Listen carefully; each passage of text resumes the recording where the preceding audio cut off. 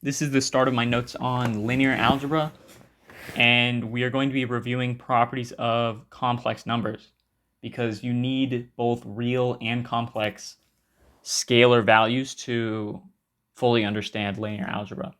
So let's talk about what a complex number is. Let I equal, or we define I to equal -1, or the square root of -1. And then we say that a complex number is a plus bi,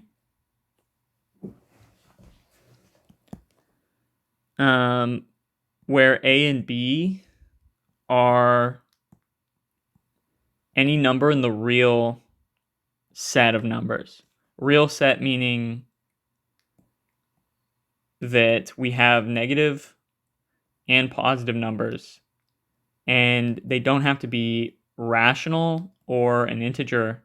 They can be any value on the real plane. So if we just play around with this definition,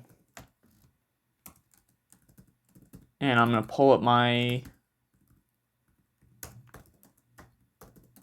All right. So let's play around with this. Let's see what happens when we add two complex numbers together. So we'll take a plus bi, where a and b are some real values, and then we'll add it to c plus di. I think it is convenient to group these terms with common factors. So here a and c would share a common factor of 1. So we'll just say a plus c. And then bi and di share a common factor of I. So we get b plus d times I. So that's a neater way to show addition, is to group each term with their common factors. And then we'll try multiplication. So if we take a plus bi and we multiply it by, we'll say c plus di like before, we'll get ac plus adi plus bci plus bdii.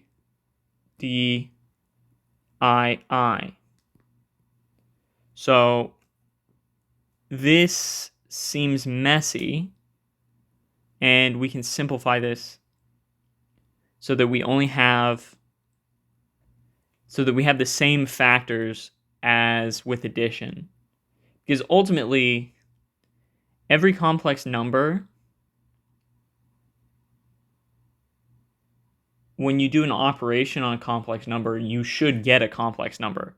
And right now, we don't have a neat way to fit this I into the form that we defined up here.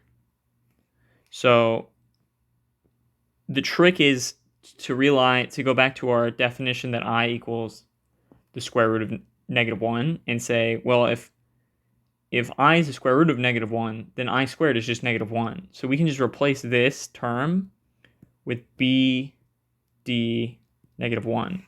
And then we can move, now this shares a term of 1 with the ac over here. And we can just do ac plus bd.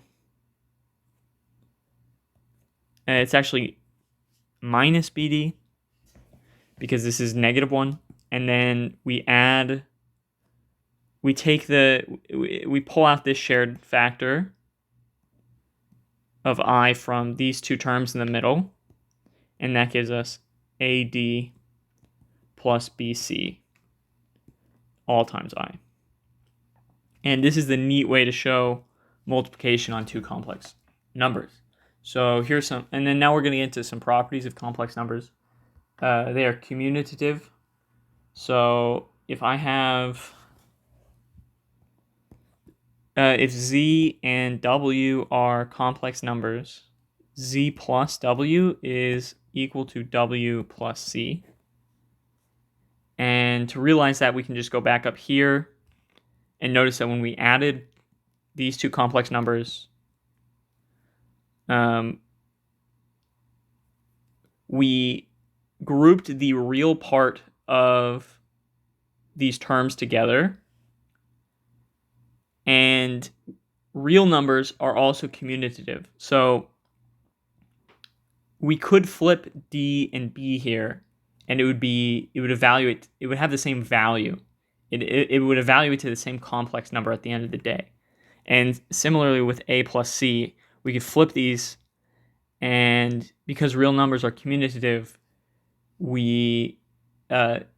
it follows that complex numbers are commutative in the same way. And then we also have associativity, which means that Z plus W plus C, where Z, W, and C are real numbers, can be written as Z plus W grouped together, meaning we do this operation first, plus C, or W plus C plus Z. It doesn't matter where we put the parentheses.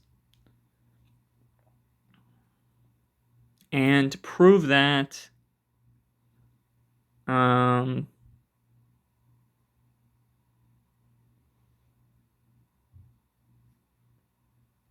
show this,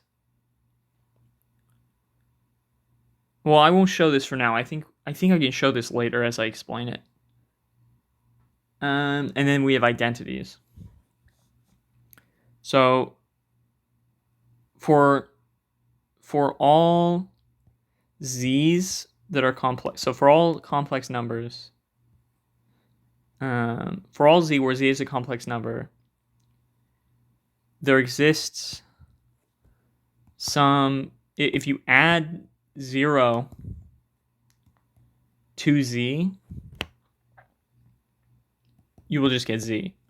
And if you multiply by 1, you will just get Z. And then we have the multiplicative inverse, which says that, well, we'll do the additive inverse first.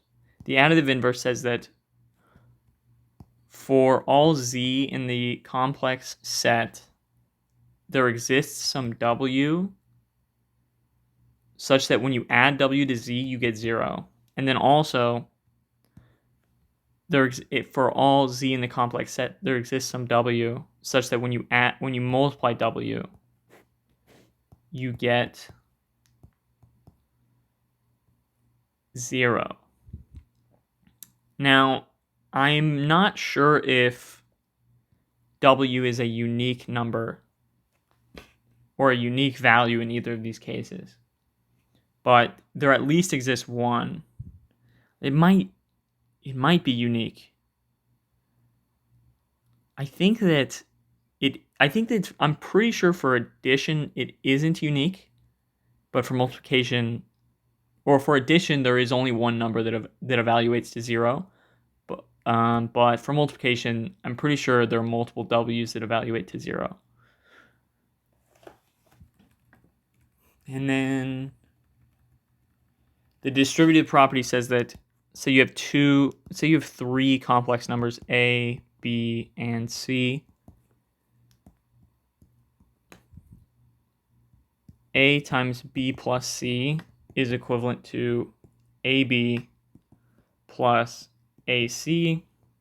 And then we also have the definition of division on a complex number, which is that A divided by B is equal to A times 1 over B. And then the definition of subtraction says that a minus b is equal to a plus negative b. So you can just flip the signs here and here, and then you will get the definition of subtraction for complex numbers. And then in these notes, we have talked about the complex numbers, and we defined them using the real numbers.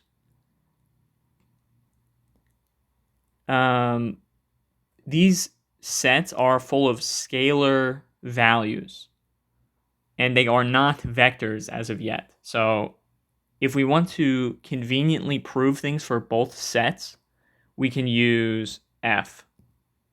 So f is either the real numbers or the complex numbers in the rest of these notes.